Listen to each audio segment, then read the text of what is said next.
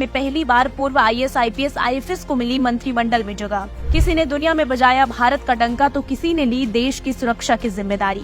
आजादी के बाद देश के इतिहास में पहली बार आधे दर्जन से ज्यादा पूर्व नौकरशाहों ब्यूरोक्रेट्स को सरकार के मंत्रिमंडल में जगह मिली है, जिसमें पूर्व IAS, IPS, IFS भी शामिल है। यही वजह है कि आज भारत तरक्की के साथ साथ विश्व पटल पर उन्नत देश की तरह उभर रहा है।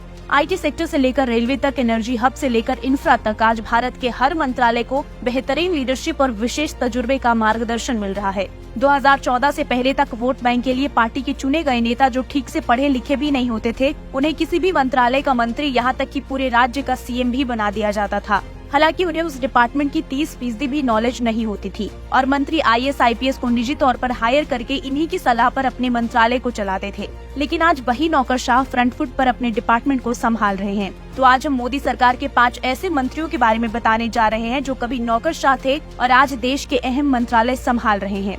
सबसे पहले बात विदेश मंत्री S जयशंकर की, जिन्होंने भारत की विदेश नीति की काया पलट दी। जयशंकर विदेश मंत्री बनने वाले पहले नौकरशाह हैं। बीते 4 सालों में जयशंकर ने अपनी काबिलियत से भारत का मान पूरी दुनिया में बढ़ाया है। चाहे बात अमेरिका, यूरोप के प्रतिबंध के बावजूद रूस से तेल खरीदने की हो, डोकलाम के मुद्दे पर चीन से वार्ता हो या कश्मीर के मुद्दे पर पाकिस्तान को बेनकाब करना हो, भारत आज पूरी दुनिया से आंख मिलाकर बात करता है।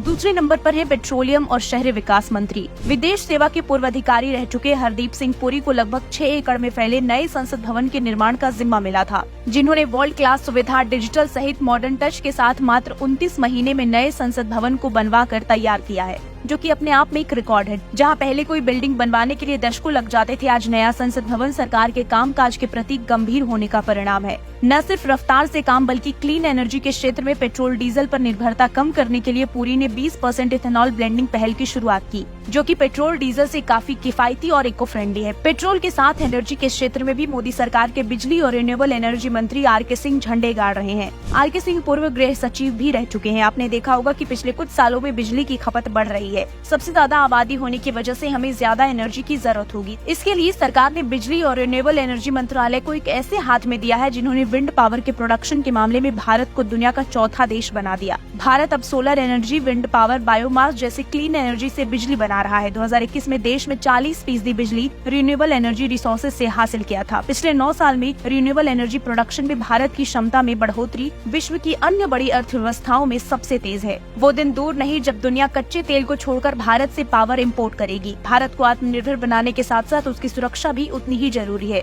मोदी सरकार ने भारत की सुरक्षा की जिम्मेदारी पूर्व IPS अजित डोभाल को सौंपी है। साल 2016 में जब भारतीय सेना के उरी स्थित कैंप पर हमला हुआ, जब 2019 में पाकिस्तानी आतंकियों ने पुलवामा में CRPF के काफिले को निशाना बनाया, जवाब में भारतीय सेना ने जब एयर स्ट्राइक की तो उस एयर स्ट्राइक के मास्टरमाइंड भी डोभाल ही थे। कहा जाता है कि भारत के प्रधानमंत्री से ज्यादा अगर कोई शक्तिशाली है तो वो है अजीत डोभाल, जिसके नाम से पाकिस्तान भी खौफ खाता है। बीते कुछ सालों में रेलवे की तस्वीर पूरी तरह से बदल गई है और इसका पूरा क्रेडिट जाता है अश्विनी वैष्णव को, जो कि प्रशासनिक सेवा में काम कर चुके हैं। देश में वंदे भारत एक्सप्रेस का जाल बिछाया जा रहा है। Sleeper Vande Bharat, regional rapid rail, hydrogen train चलाने की प्लानिंग हो रही है। गंदे बदबूदार प्लेटफॉर्म और बदहाल वॉशरूम आज बीते जमाने की बात हो गई है।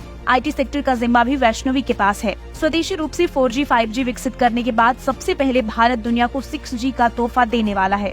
इतना ही नहीं, end to end telecom service देने वाला भारत दुनिया का 5वां देश बन गया है। अभी तक चीन, फिनलैंड, जापान, साउथ कोरिया के पास ये टेक्नोलॉजी थी। देश में कभी भी टैलेंट की कमी नहीं थी, लेकिन पूर्व सरकारों के राजनीतिक हथकंडे के कारण जो काम आजादी के बाद होने चाहिए थे वो अब पूरे हो रहे हैं। हालांकि देर आए दुरुस्त आए। अपने अपने मंत्रालय में काम कर रहे इन पूर्व नौकरशाहों की काम की तारीफ सिर्फ पक्ष ही नहीं विपक्ष भी करता है। हालांकि अब सवाल ये भी है कि पूर्व नौकरशाह ही क्यों? क्योंकि 20 साल तक सेवा देने के बाद ये ब्यूरोक्रेट्स इतने अनुभवी हो गए होते हैं कि पॉलिसी मेकिंग से इम्प्लीमेंट तक के आइडिया को सही से समझ पाते हैं। नौकरशाहों को सरकार के कामकाज में शामिल करना दिखाता है कि सरकार देश के विकास को लेकर कितनी गंभीर है। सबका साथ सबका विकास के मूल मंत्र के साथ 9 साल पहले सत्ता में आई मोदी सरकार भारत को नया भारत बनाने की दिशा में आगे बढ़ रही है, जिसमें अहम भूमिका निभा रहे हैं ये पूर्व नौकरशाह और देश के काबिल मंत्री। ब्यूरो रिपोर्ट, एक भारत न्यूज।